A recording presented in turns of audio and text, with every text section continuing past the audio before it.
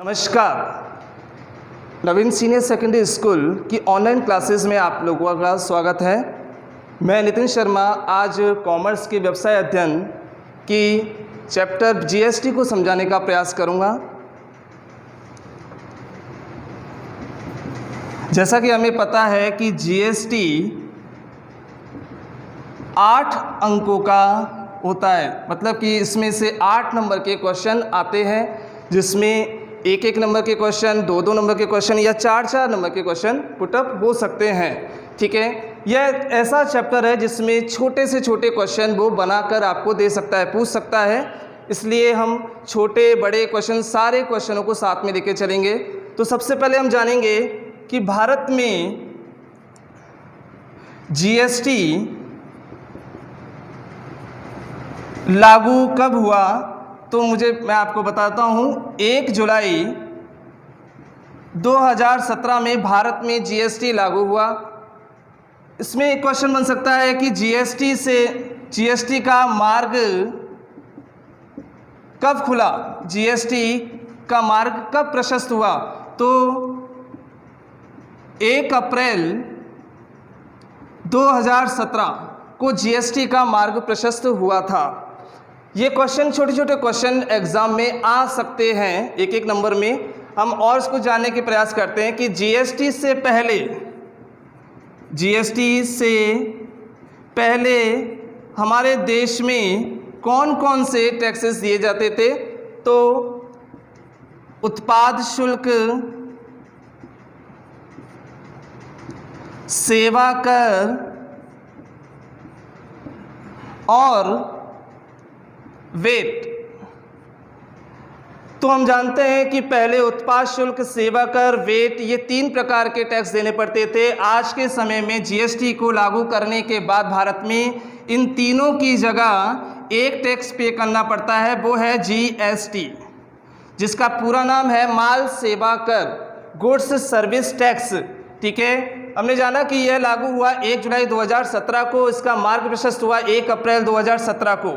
ठीक है, उसके बाद हम जानेंगे कुछ ऐसे बातें जो एग्ज़ाम में आ सकती है कि हमें पूछ सकते हैं कि भाई टैक्स के बारे में, टैक्स के इतिहास के बारे में। तो मैं थोड़ी सी बात कर लेता हूँ आगे बढ़ के इसमें, कि भारत में सबसे पहले 1917 में मोटर स्पिरिट पर टैक्स लगा। भारत में 1922 में केरोसिन को टैक्स की श्रेणी में रखा गया। उसके बाद 1943 में भारत में तंबाकू पर भी टैक्स लगाना स्टार्ट कर दिया। उसके बाद 1948 में सिगरेट पर भी टैक्स लगा। तो मैं आपको बताना चाहता हूं कि धीरे धीरे ये टैक्स की प्रक्रिया आगे बढ़ती गई और बाद में भारत सरकार ने टैक्स सभी गुड्स एंड सर्विस पे लगाना स्टार्ट कर दिया। तो उसके बाद हम आगे चलते हैं जीएसटी में, कि जीएसटी में एक क्वेश्चन और बन सकता है कि भारत में सेवा कर कब लागू हुआ। तो मैं बताता हूं आपको, 1 जुलाई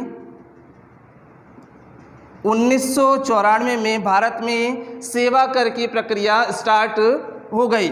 उसके बाद क्वेश्चन ये भी बन सकता है छोटा, कि भारत में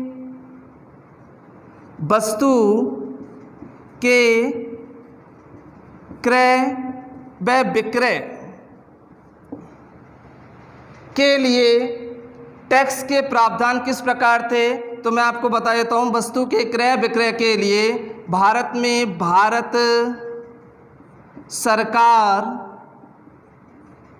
अधिनियम 1935 के माध्यम से हमें ये अधिकार प्राप्त थे कि भारत में वस्तु पर के क्रय और विक्रय पर हम टैक्स ले सकते हैं। उसके बाद क्वेश्चन बनता है कि भारत में विक्रय कर की बात करते हैं हम, मतलब सेल टैक्स की बात हम करते हैं तो सेल टैक्स सबसे पहले किस राज्य में लगा था? भारत में सबसे पहले राज्य था मध्य प्रदेश, जिसमें सेल टैक्स सबसे पहले लगा और उसका सन है 1938। तो ऐसे काफ़ी सारे छोटे छोटे क्वेश्चन बन सकते हैं। तो इसको हम कह सकते हैं ये हमारा जीएसटी का परिचय था। एक बार और मैं इसको रिपीट कर देता हूं जीएसटी के परिचय को। भारत में जीएसटी लागू हुआ 1 जुलाई 2017 को। भारत में जीएसटी का मार्ग प्रशस्त हुआ 1 अप्रैल 2017 को। जीएसटी से पहले उत्पाद शुल्क, सेवा कर, वेट, इस तरीके के 3 तरीके के कर लगाए जाते थे। उसके बाद जीएसटी एक कर लगाने लगे। उसके बाद 1917 की बात करें तो भारत में मोटर स्पिरिट पर टैक्स लगा, 1922 में कैरोसिन पर टैक्स लगा, 1943 में तंबाकू पर टैक्स लगा, 1948 में सिगरेट पर। भारत में सेवा कर की शुरुआत हुई 1 जुलाई 1994 में। भारत में वस्तु के क्रय विक्रय पर जो टैक्स लिए जाते थे वो भारत सरकार अधिनियम 1935 के माध्यम से उन्हें अधिकार प्राप्त हुए। बाद में एक पहला सर्वप्रथम राज्य था मध्य प्रदेश, वहाँ विक्रय कर की शुरुआत हुई, वो भी 1938 में। ठीक है, उसके बाद हम आगे बढ़ते हैं।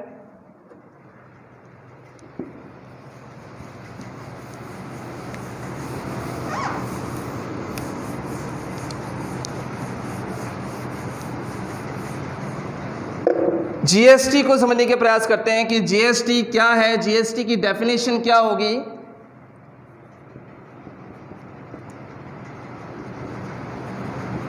परिभाषा, इसका मीनिंग क्या होगा। तो आप जानो कि जीएसटी एक तरह का मूल्य संवर्धित कर है जो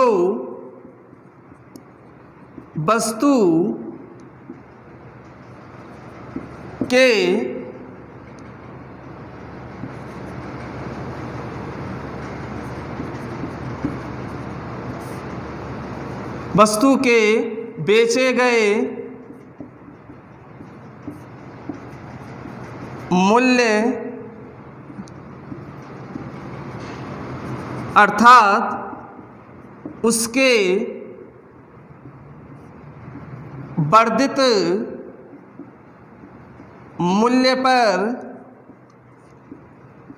लगाया जाता है। इससे पहले मैं एक बात स्पष्ट कर देता हूं, जीएसटी एक प्रकार का अप्रत्यक्ष कर है। भारत में 2 प्रकार से कर लगते हैं, डायरेक्टली टैक्स और इनडायरेक्टली टैक्स। तो ये डायरेक्टली टैक्स में आता है। मैं आपको बता देता हूँ, जीएसटी एक तरह का मूल्य संवर्धित कर है जो वस्तु के बेचे गए मूल्य के अर्थात उसके वर्धित मूल्य पर लगाया जाता है। अब आप लोगों के मन में एक क्वेश्चन होता है कि सर ये वर्धित मूल्य क्या है, ये वैल्यू एडिशन होता क्या है। तो मैं आपको बता देता हूँ, यदि कोई व्यापारी 100 रुपये का माल खरीदता है निर्माता से और उस माल को 200 रुपये में बेच देता है ग्राहक को, तो उस 100 रुपये से प्लस एक्स्ट्रा 100 रुपये जो हमने जोड़ा है वो वर्धित मूल्य होता है। मतलब कि आपको 200 रुपये पर टैक्स पे नहीं करना पड़ेगा, आपको केवल उस बढ़ाए गए मूल्य पर ही टैक्स देना पड़ेगा। ठीक है, इसके लिए मैं आपको जीएसटी की विशेषता समझाने का प्रयास करता हूं। जीएसटी की विशेषता, क्या क्या फीचर होते हैं जीएसटी में, क्या क्या कैरेक्टरिस्टिक्स होते हैं। ठीक है, तो हम देखते हैं जीएसटी एक को शॉर्ट में समझने के प्रयास करते हैं विशेषता को। यह एक अप्रत्यक्ष कर है। तो आप जीएसटी की विशेषता में आप लिख सकते हो कि यह एक अप्रत्यक्ष कर है। ठीक है, उसके बाद आप पता देख सकते हो, यह बिक्री के स्थान पर लगाए जाने वाला कर है। जीएसटी समझने का प्रयास करो। जीएसटी बिक्री के स्थान पर लगाए जाने वाला कर है। तो आपको मैंने बताया था कि जीएसटी में क्या होता है कि भाई हम राजस्थान के निवासी हैं, राजस्थान के व्यापारी हैं, तो हमें राजस्थान में माल बेच रहे हैं कि राजस्थान से हम बाहर बेच रहे हैं, तो इस दृष्टिकोण से यहाँ पर टैक्स लगता है। इस बात को देखकर टैक्स लगता है कि आप राजस्थान से राजस्थान में माल बेच रहे हो या राजस्थान से बाहर किसी अदर स्टेट में माल बेच रहे हो। इसलिए हम कह सकते हैं कि यह बिक्री के स्थान पर लगाया जाने वाला कर है। तीसरा, यह बिक्री के प्रत्येक स्तर पर लगाए जाने वाला कर है। एक बात बता देता हूं आपको कि जीएसटी की विशेषता 4 नंबर में आपसे पूछ सकता है एग्जाम में, तो ठीक है। तो यहाँ पर तीसरा इसका फीचर, इसका कैरेक्टरिस्टिक्स है कि यह बिक्री के प्रत्येक स्तर पर लगाए जाने वाला कर है। आई मीन यह एवरी लेवल ऑफ सेल, मतलब हर प्रत्येक स्तर पर लगता है, बिक्री के प्रत्येक स्तर पर, ठीक है। जैसे कि मैंने किसी निर्माता से माल खरीदा 100 रुपये का, मैंने इसे किसी अदर पार्टी को 200 रुपये में बेच दिया, उस 200 रुपये में जिस पार्टी ने मुझसे माल खरीदा उसने 400 में बेच दिया। तो आपके जहाँ जहाँ आप उस माल की बिक्री करते जाओगे, बेचते जाओगे, आपको टैक्स पे करना पड़ेगा गवर्नमेंट को। ओके, हम इसकी चौथी कैरेक्टरिस्टिक के बारे में बात करते हैं। तो जीएसटी जो भारत में लागू हुआ है वो डबल सिस्टम पर है, मतलब दोहरा प्रणाली के आधार पर है। अब आपके मन में आता है कि दोहरा प्रणाली, डबल सिस्टम के बेस पर जीएसटी कैसे है भारत में। तो मैं आपको बता देता हूं कि यहाँ पर जीएसटी जब लगती है तो कुछ पैसा सेंट्रल के पास जाता है, कुछ पैसा स्टेट के पास जाता है। तो हम कह सकते हैं कि यह दोहरा प्रणाली के आधार पर आधारित टैक्स है, ठीक है। अब आपको एक बात बताते हैं कि जीएसटी में किस तरीके से टैक्स लगते हैं। तो मैं आपको सबसे पहले क्लियर करूंगा आईजीएसटी, यह भी इसकी एक विशेषता में है। यदि आप राजस्थान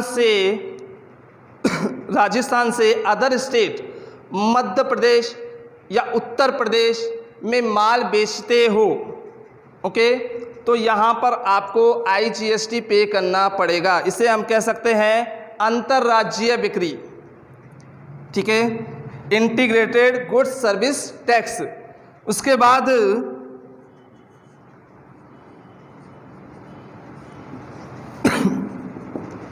सीजीएसटी और एसजीएसटी। सर ये क्या है? तो हम बता सकते हैं इसमें कि राजस्थान के अंदर आप निवासी हो, आप राजस्थान के व्यापारी हो और राजस्थान में ही माल खरीदते हो और माल को बेच देते हो, तो आपको सीजीएसटी भी पे करना पड़ेगा, आपको एसजीएसटी भी पे करना पड़ेगा। अब जो एसजीएसटी की राशि होगी वो तो अपने राजस्थान सरकार के पास चली जाएगी और जो सीजीएसटी की राशि होगी वो सेंट्रल के पास जाएगी। ओके, तो इस तरीके से आईजीएसटी में आप कह सकते हो कि अंतर्राज्यीय बिक्री के लिए आईजीएसटी का प्रयोग होता है। हाँ, एक और बात, यदि आईजीएसटी लगता है तो पूरा पैसा सेंट्रल के पास जाएगा। ओके, यदि आप राजस्थान से माल मध्य प्रदेश में बेच रहे हो तो आपको जो टैक्स दोगे वो पूरा पैसा केंद्र के पास जाएगा। इस तरीके से हम इसकी 6 कैरेक्टरिस्टिक को एक बार और रिपीट करते हैं। जीएसटी एक प्रकार का अप्रत्यक्ष कर है, यह बिक्री के स्थान पर लगाए जाने वाला कर है, यह बिक्री के प्रत्येक स्तर पर लगाए जाने वाला कर है। जीएसटी भारत में दोहरा प्रणाली के आधार पर लागू है। जीएसटी में यदि आप अंतर्राज्यीय खरीद करते हो, बेचते हो माल, तो आईजीएसटी आपके टैक्स में इंक्लूड होगा। उसके अलावा यदि आप किसी स्टेट के अंदर ही माल का सेलिंग परचेज करते हो तो सीजीएसटी और एसजीएसटी आपको भुगतान करना पड़ेगा। तो इसी तरीके से वो जीएसटी की विशेषताएं भी कंप्लीट। अब आगे बढ़ते हैं।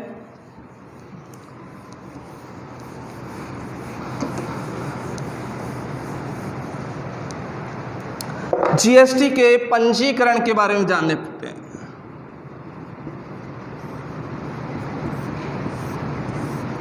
कुछ लोगों का क्वेश्चन होता है कि सर रजिस्ट्रेशन की क्या प्रोसेस होती है जीएसटी में। तो हम रजिस्ट्रेशन की प्रोसेस को डबल पार्ट में डिवाइडेड कर देते हैं। पहला, यदि कोई पुराने व्यापारी है या कोई नया व्यापारी है।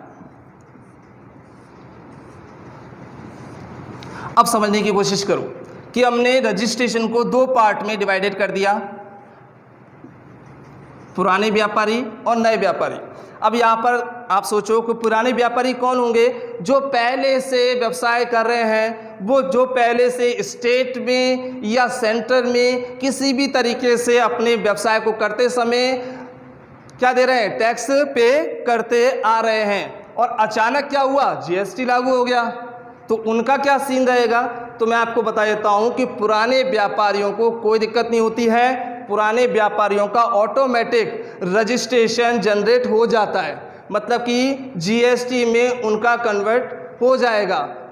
ओके, जब वो जीएसटी पोर्टल, जीएसटी वेबसाइट पे जाएंगे, अपने आप को सर्च करेंगे, तो उनको एक जीएसटी नंबर प्रोवाइड करा दिया जाएगा। अब एक क्वेश्चन बनता है छोटा सा कि सर आपने जीएसटी नंबर की बात की है, तो जीएसटी जो नंबर मिलता है वो कितने अंकों का होता है? 15 अंकों का। ओके सर, जीएसटी का रजिस्ट्रेशन जब कराते हैं तो मेन डॉक्यूमेंट क्या है, उस पर आधारित होता है ये रजिस्ट्रेशन? तो मैं आपको बता देता हूँ, पंजीकरण जो होता है इसका रजिस्ट्रेशन वो आधारित होता है किस पर? पैन कार्ड पर, पैन कार्ड पर।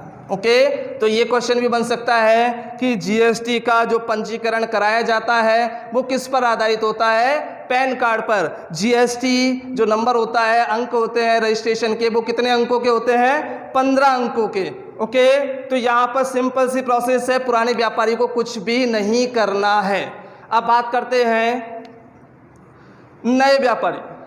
सर यदि मैं नया बिजनेस स्टार्ट करता हूं तो मुझे रजिस्ट्रेशन कैसे कराना है जीएसटी में? तो आपको याद रखना है कि आपको कुछ नहीं करना है, आपको जीएसटी वेबसाइट पर जाना है। जो भी पोर्टल है जीएसटी का, उसमें जाकर आप आराम से सिंपली तरीके से रजिस्ट्रेशन करा सकते हो। उसके अलावा कि ओके सर हम करा लेते हैं, क्या हम एक ही राज्य में? हाँ, एक और बात, यहाँ पर जीएसटी का जो भी रजिस्ट्रेशन होता है वो स्टेट वाइज होता है। आप नए व्यापारी हो या पुराने व्यापारी हो, आपके 50 बिजनेस है तो आप 50 बिजनेसों का अलग अलग रजिस्ट्रेशन नंबर ले सकते हो। ठीक है, तो नया व्यापारी भी इस तरीके से अलग अलग रजिस्ट्रेशन कराना चाहता है अपने अपने नए अलग अलग बिजनेस के लिए, तो वो करा सकता है। उसके बाद आगे बढ़ते हैं कि सर कोई नया व्यापारी है, उसके लिए क्या क्या डॉक्यूमेंट लगेंगे, कौन कौन से दस्तावेज लग सकते हैं? तो आपको मैं बता दूं, ये क्वेश्चन आ सकता है 2 नंबर में या 4 नंबर में कि जीएसटी में लगने वाले दस्तावेज कौन कौन से होते हैं रजिस्ट्रेशन कराते समय। तो याद रखो, यदि आप पार्टनरशिप फर्म चला रहे हो, आप क्या चला रहे हो? पार्टनरशिप फर्म चला रहे हो, तो आपको पार्टनरशिप फर्म का पार्टनरशिप डीड जो हम तैयार करते हैं, साझेदारी संलेख, उसकी फोटोकॉपी आपको पोर्टल पर जमा करानी पड़ेगी, अपडेट करनी होगी। इसके अलावा यदि आप कंपनी चलाते हो, ठीक है, तो कंपनी में MCA 21 इस तरीके का एक डॉक्यूमेंट है जिसे कहते हैं मेमोरेंडम एसोसिएशन, उसको आपकी फ़ोटोकॉपी उसको अपडेट करनी पड़ेगी आपको पोर्टल पर। ठीक है, आपकी एक फ़ोटो, आप जहां बिजनेस कर रहे हो वहां का जो रेजिडेंस है, जो भी मतलब जहां पर आप काम कर रहे हो, बिजनेस चला रहे हो, वो आपका मालिकाना हक है या नहीं, आप किराए से चला रहे हो, तो वो सारी चीज़ें आपको डेटा प्रोवाइड कराना पड़ेगा पोर्टल पर। उसके साथ साथ आपको बैंक स्टेटमेंट की फ़ोटोकॉपी भी जीएसटी पोर्टल पर अपडेट करनी पड़ेगी। तो इस तरीके से आपका जीएसटी रजिस्ट्रेशन पॉसिबल हो सकता है। ओके, तो अपन समझ सकते हैं कि पंजीकरण में दो ही कंडीशन होती है, दोनों में पुराने व्यापारियों के लिए तो बड़ा सिंपल है, कोई दिक्कत नहीं, उनका तो GSTIN ऑटोमेटिक जनरेट हो जाएगा। और याद रखना GST अंक जो होगा 15 अंकों का होगा और उसका जो पंजीकरण होगा वो पैन कार्ड पर आधारित होगा। नया व्यापारी है तो सीधे GST पोर्टल पर जाकर अपना रजिस्ट्रेशन आराम से करा सकता है कुछ इंपॉर्टेंट डॉक्यूमेंट को जमा कराकर। ओके, अब आगे बात करते हैं इसकी।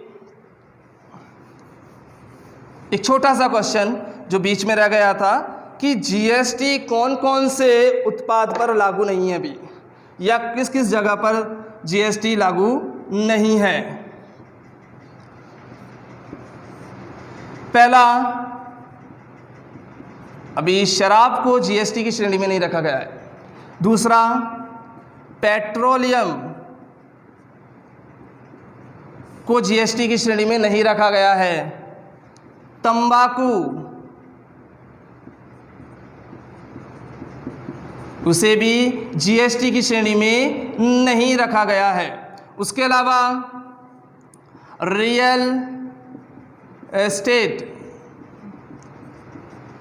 जो प्रॉपर्टी के काम होते हैं उनमें भी GST अपडेट नहीं है, अभी GST को श्रेणी से बाहर रखा गया है इसको भी।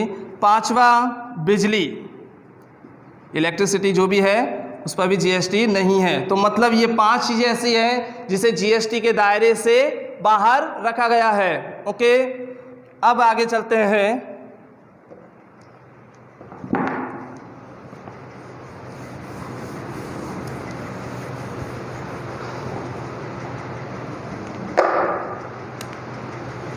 GST का एक क्वेश्चन मैं आपके सामने हल करके दिखाता हूं कि GST की गणना किस प्रकार की जाती है। तो आप ये इस एग्जाम्पल को समझने की कोशिश करो। यदि कोई राजस्थान का निवासी है,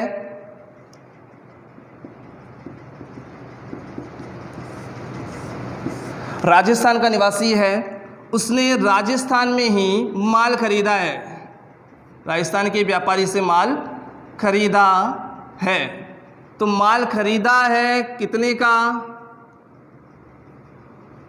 4,000 रुपये का मान लो। ओके, माल खरीदा है राजस्थान के व्यापारी ने दूसरे राजस्थान के निर्माता से 4,000 रुपये का माल खरीदा है और उस पर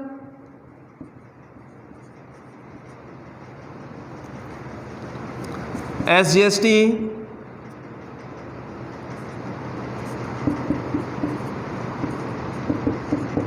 CGST 12% है, SGST 6% है। तो आप लगाइए 4,000 का 12%,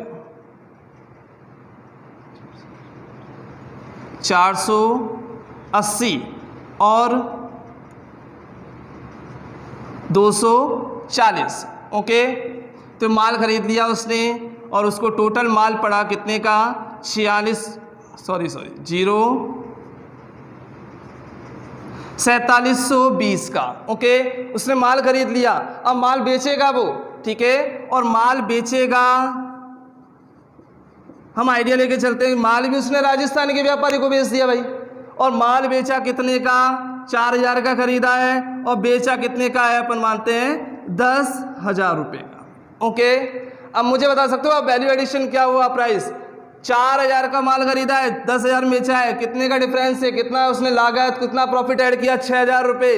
तो वो वैल्यू एडिशन आपका मूल्य हो गया।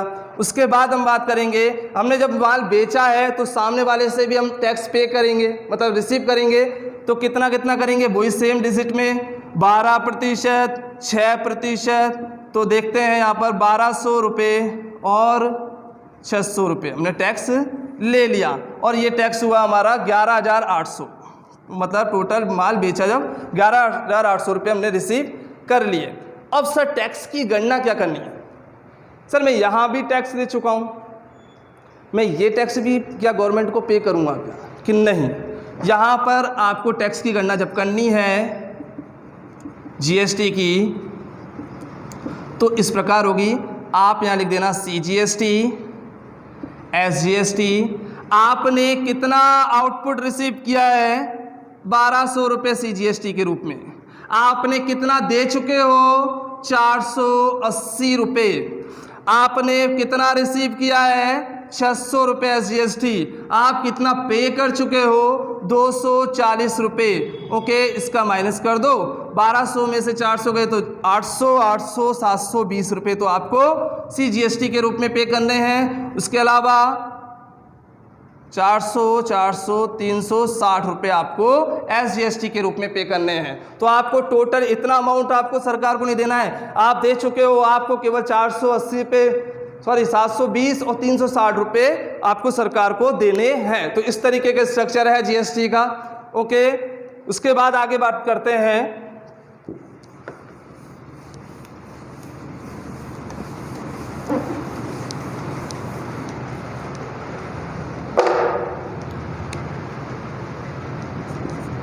GST की जो स्टेटमेंट होती है, मासिक विवरणियां जो भी होती है, कर विवरणियां, उनके बारे में।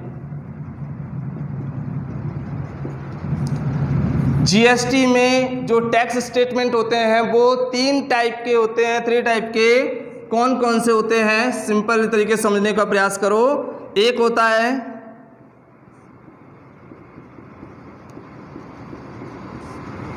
Cell statement,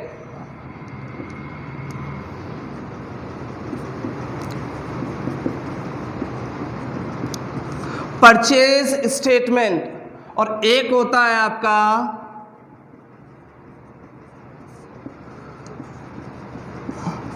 monthly statement.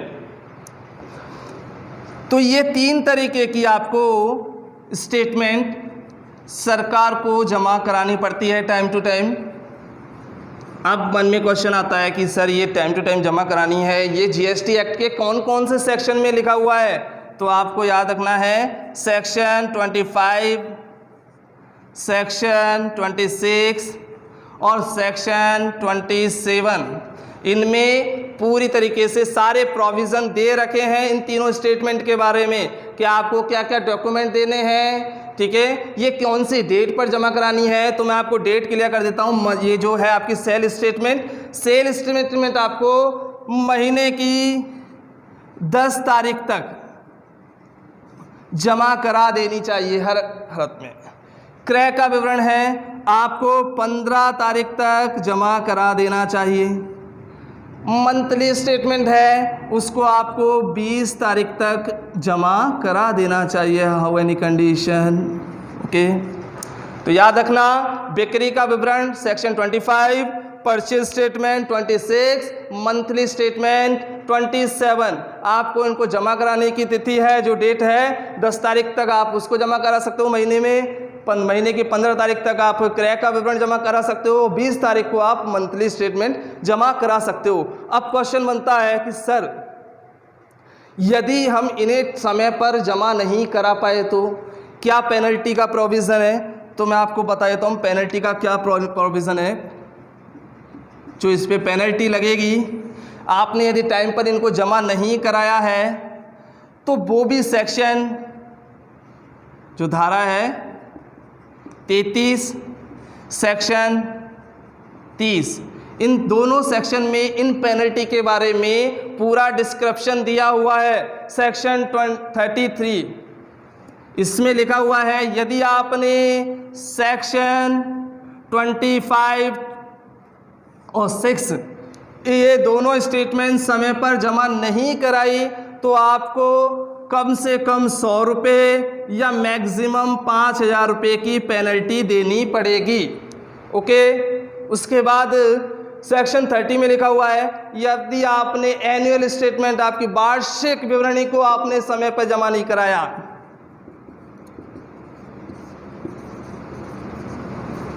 इस स्टेटमेंट को आपने समय पर जमा नहीं कराया, तब आपके पर डे के हिसाब से 100 रुपये की पेनल्टी लगती चली जाएगी। तो आपको मैं बता देता हूँ इन स्टेटमेंट के बारे में कि 3 तरीके की स्टेटमेंट है, बिक्री का विवरण, क्रय का विवरण और मासिक विवरण। इनके अलग अलग सेक्शन है 25, 6, 27।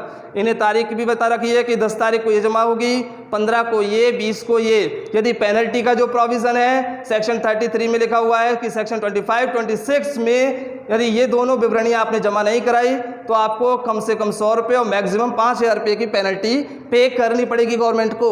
यदि आपने सेक्शन 30 में लिखा हुआ है आपने वार्षिक विवरणी को जमा नहीं कराया तो पर डे 100 रुपये की पेनल्टी आपके लगती चली जाएगी। ओके, तो इस तरीके से इसकी स्टेटमेंट होती है।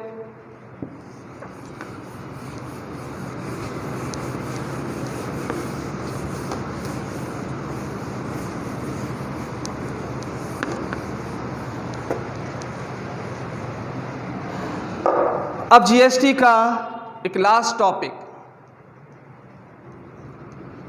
इनपुट कर जमा। याद रखना, इनपुट कर जमा, आउटपुट कर, ये क्या होता है? जो मैं माल खरीदता हूं और उस समय मैंने जो टैक्स पे किया है तो वो तो है इनपुट जो मैं जमा करा चुका हूं, और जब मैं माल को खरीद कर सामने वाली पार्टी को बेचता हूं, जब रिसीव करता हूं टैक्स को, वो आउटपुट होता है। ओके, तो इनपुट कर जमा भी हमारी 3 कैटेगरी की होती है।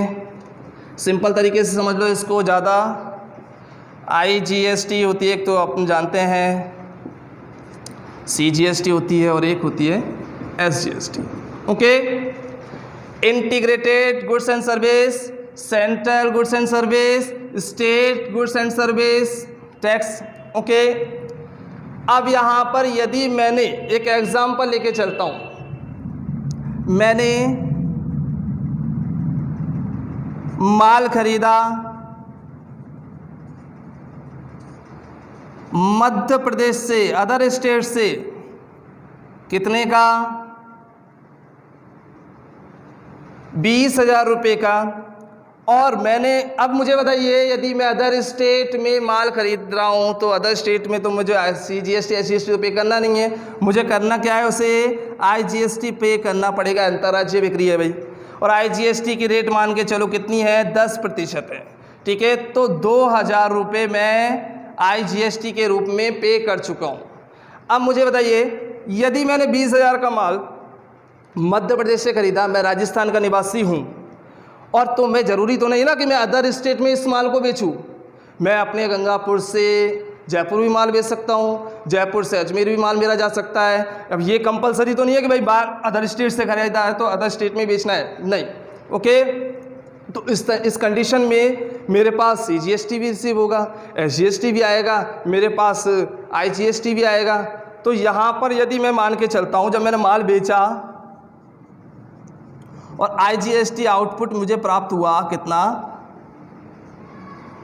1,000। CGST मुझे प्राप्त हुआ 700 रुपये, SGST मुझे प्राप्त हुआ 500 रुपये।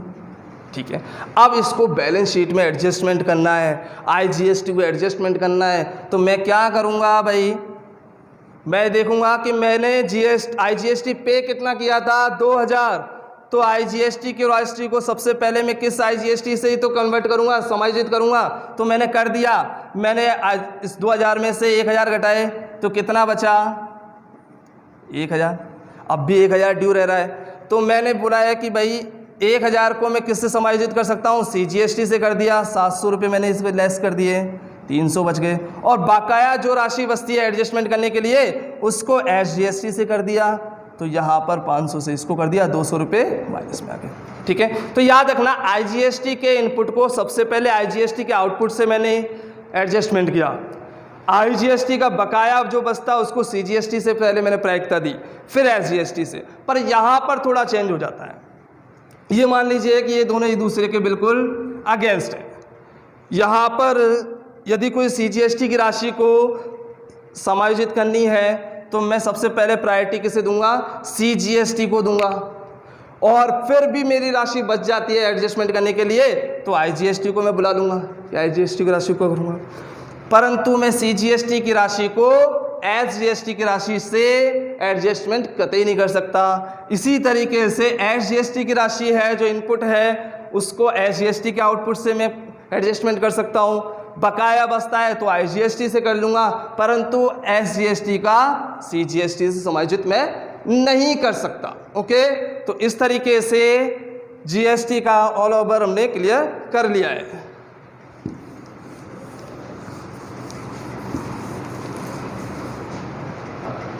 ठीक है। तो जीएसटी के बारे में हमने सारी बेसिक नॉलेज ले ली है। ओके, यदि किसी को प्रॉब्लम आती है किसी चीज़ से रिलेटेड, तो कोई भी बच्चा जो भी मुझसे संपर्क करना चाहता है मेरे नंबर पर क्वेश्चन मतलब फ़ोन करके या मैसेज करके क्वेश्चन पुटअप कर सकता है। और अब हम मिलते हैं नेक्स्ट वीडियो में नए चैप्टर के साथ। ओके, धन्यवाद।